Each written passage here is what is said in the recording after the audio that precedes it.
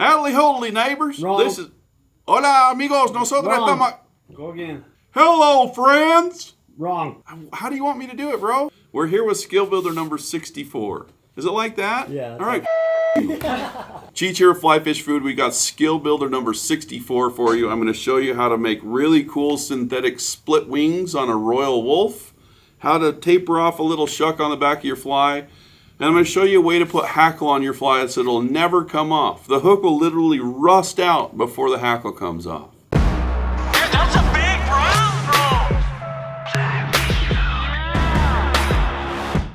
bro. Okay, skill builder time. We're going to focus on a little dry fly. There's a YouTube video on this little royal wolf as well. But I'm going to show you on this skill builder the way to make a more realistic shuck, whether it's a caddisfly, a cripple, mayfly, or whatever it may be. Okay, so this is kind of the yarn that we have, right? This is z-lon. This is the kinky z-lon, kinky brown z-lon. I always laugh when I read that we have kinky amber z-lon and kinky ginger z-lon, but I'm just using kinky brown, right? This is maybe too much for this size 12. So what I'm going to do is I'm going to get maybe like 3/4 of this yarn, and sometimes it doesn't always come apart very easily, and that's maybe a little more manageable. Okay, so I want to tie this in. When I tie it in, though, I'm going to come up here where I want the body to end. I'm going to pre-trim this, meaning I could either trim it now or after I tie it in. Oh, freak English. All right, so we're going to tie this in and just wrap this back to the tie or the tail point. And if I were to come in here and just trim this to length right here, you can see how just kind of blocky that looks. It's just too, I don't know, it doesn't look natural, okay? So we know that this shuck was on a slender nymph, just like the body of the dry. So anyway, what you can do is just come in here and just take off some of the rough edges, and it tapers it a little bit.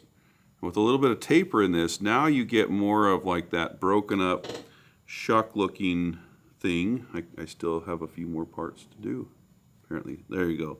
So there you go. That's more of a realistic looking shuck, except for this little Rosenbauer right here. Adios, buddy. All right, so check that out. It lays down. It's just kind of dirty. It just kind of hangs behind the dry fly, and I think that makes for a much better shuck on your dry flies. Okay, this is a big one. This is one I've been playing with quite a bit. How to make like a synthetic royal wolf style or humpy style split wing with synthetics and make it look good, okay? So here, I don't even know what this stuff is. This might be like McFlylon. You can use EP fibers, any of that poly stuff. And we're just gonna grab a healthy clump. Whatever you're tying your chubby Chernobyls with, use that, okay? So I'm just gonna get, I don't know, about this much. This is a size 12. I'll just kind of put it up by the fly. Yeah, that looks pretty good. So I'm just going to cut a hank off of this, and I'm going to show you how I like to get this to work. First thing I'm going to do, I got to trim this to length. All right, so I have a length of this yarn, and I'm just going to tie that in right in the middle. And I don't tie these in before the fly. They just get in the way, and they tie in perfectly if you just wait till now. So there you have it. I'm going to tie it in with like 2-3 turns, 4 maybe, with, you know, just that parallel over the hook. Then if you grab the part that's going over the eye of the hook and rotate it kind of forcefully, and then hang on to this one, check it out, it will just stay right there.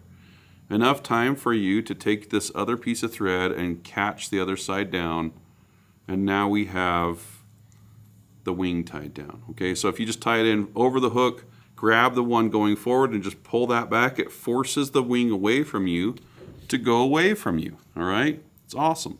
All right, we're going to reinforce that. Some really nice snug wraps here to get that to lock in. And now we're going to start developing our wings. Okay, so unlike like deer or elk or whatever, or calf, you know, we don't have to fight the wing quite as much on this. It's a lot easier because the wings aren't trying to all fight to get in the same spot. And we can leave them long. That's a little bit of a luxury. So what I'm going to do is I'm just going to prop this up, and I'm going to wrap just a little bit around the base of each wing. Okay, rotate the other one, and just keep nice even tension on there. See what happens if you put too much tension. You see how that unraveled on me? This little knob is really kicking my butt. I might angle this up. There we are. Too much thread on my bobbin. So here we're going up the wing and then back down. So here we have a little bar that goes across those wings. And if you do it right, it looks like this one needs a little bit more love. Hold on. Got to keep them the same height or people will yell at me. All right, so check this out. At this point, I'm just going to grab those two and fold those up. And those will sit up just like a dry fly wing should. Okay, so to ensure that those stay where I want them to, I'm going to now do some figure eights in between them. So I'm going to wrap around this wing, pull it, wrap around this wing, maybe. You'll say a lot of swear words on this one at first. And then you can just kind of figure eight between the two, pulling a little bit tighter each time, and you know the wings kind of set. So luckily with these synthetic wings, they kind of just want to stay exactly where you put them. There's nothing pushing against it going the other way like the rascally natural materials are. So what I'm going to do now is I'm going to put a nice little dam right here in front of that. We'll try to get that nice and durable. And you can see how I keep pulling them together and pulling them apart. That's part of it, you know, as you tie it in.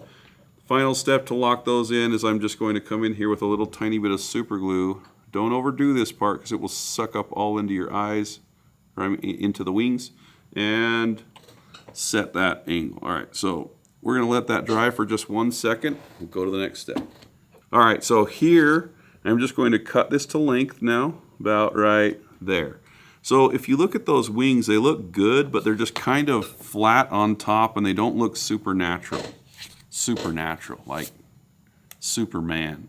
No, just kidding. So what I'm going to do is I'm going to come in here and I'm going to pretend like I got to cut these all to a point. So I'm just going to cut the outside edge off of these wings, try to taper them up into a point. It's kind of hard to explain, but once you do a few of them and see how easy it is, you'll probably do quite a few more. So here we have our wing. I'm going to maybe look at it straight on and see if there are any other parts that need to be adjusted of their attitude. Perfect. All right, so I'm going to take that out of the vise and show you, and it should have a little bit more of an appearance of like a calf body hair or something. All right, so once I have those wings trimmed up, I'm going to take it out of the vise. I'm going to show it to you. So there we have just kind of a cooler shape for those wings. It takes a little bit down. It gives a little bit of more bugginess. And at the end of the day, it just kind of looks more like a royal wolf. All right, so you know, you can imagine the rest. You wrap your hackle through there, and you've got an awesome little royal wolf pattern. Okay, so I've got a piece of hackle here. I'm just going to show you a quick tip. So a lot of people know that if you take a piece of hackle like this and you cut it like this, right? And then you can preen it out and then cut a few of these fibers. And what that leaves you with is these tiny little filaments right here. So see those little tiny filaments right there?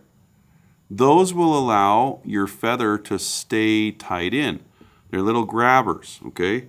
You should do this with dry fly hackle and everything, but the cutting it 3 times is not the best way. Watch this. Down here, if I take the feather and I just say I'm going to tie it in by the tip, right? So I'm going to cut this part off.